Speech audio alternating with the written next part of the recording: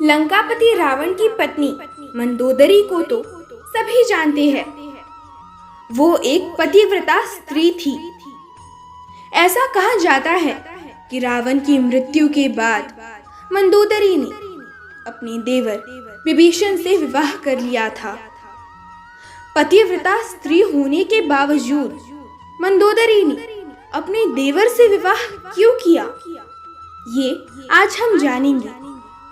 उससे पूर्व यदि आप चैनल पर नए हैं तो इस चैनल को सब्सक्राइब कीजिए और बेल आइकन को भी अवश्य प्रेस कीजिए ताकि हमारे नए वीडियोस सबसे पहले आपके पास पहुंचे। पुराणों की एक कथा के मुताबिक मधुरा नाम की एक अप्सरा कैलाश पर्वत पर भगवान शिव की तलाश में पहुंची। जब वो भगवान शिव के पास पहुंची तब वहां माता पार्वती नहीं थी। ये देखकर मधुरा शिव को रिझाने का प्रयास करने लगी। जब कुछ समय बाद वह माता पार्वती पहुंची तो उन्होंने मधुरा के शरीर पर शिव की भस्म देखी और फिर वो क्रोधित हो गई। माता पार्वती ने मधुरा को श्राप दे दिया कि तुम 12 वर्ष तक मेंढक बनी रहोगी और कुएं में तुम्हारा वास होगा। मधुरा को अपनी गलती की कीमत चुकानी पड़ी और असहनीय कष्ट भरा जीवन शुरू हो गया। जिस समय ये सारी घटनाएं घट रही थी उसी समय कैलाश पर असुर राजा मायासुर अपनी पत्नी के साथ तपस्या कर रहे थे। दोनों एक बेटी की कामना के लिए तपस्या कर रहे थे। 12 वर्षों तक दोनों तप करते रहे। इधर मधुरा के श्राप का जब अंत हुआ तो वो कुएं में ही रोने लगी। सौभाग्य के असुर राज और उनकी पत्नी दोनों कुएं के नजदीक ही तपस्या में लीन थे। जब उन्होंने रोने की आवाज सुनी तो वो कुएं के पास गए। वहां उन्हें मधुरा दिखी जिसने पूरी कहानी सुनाई। असुरराज ने तपस्या छोड़कर मधुरा को ही अपनी बेटी मान लिया। मधुरा का नाम बदलकर मंदोदरी रख दिया गया। असुरराज के महल में मंदोदरी को राजकुमारी का जीवन मिला। वो अपनी नई जिंदगी से बेहद खुश थी।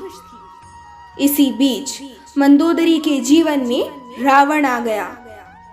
मंदोदरी के पिता मायासुर से मिलने रावण उनके घर पहुंचा। वही उसने मंदोदरी को देखा और उस पे मोहित हो गया। उसने मायासुर से मंदोदरी का हाथ मांगा। मायासुर ने प्रस्ताव ठुकरा दिया। तब क्रोधित रावण मंदोदरी का अपहरण कर लाया।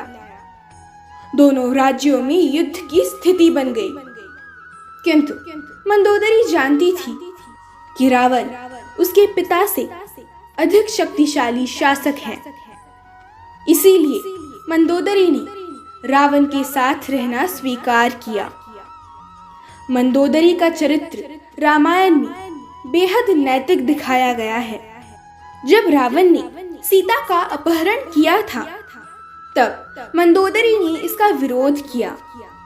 मंदोदरी बार बार रावण को यह समझाने का प्रयास करती रही कि दूसरे की पत्नी का अपहरण करना अपराध है, किंतु रावण नहीं माना। आखिरकार राम के साथ युद्ध में रावण की पराजय हुई, उसकी मृत्यु हुई और मंदोदरी विधवा हो गई। कहा जाता है कि अद्भुत रामायण के अनुसार विभीषण के राज्याभिषेक के बाद प्रभु श्री राम ने बहुत ही विनम्रता से मंदोदरी के समक्ष विभीषण से विवाह करने का प्रस्ताव रखा।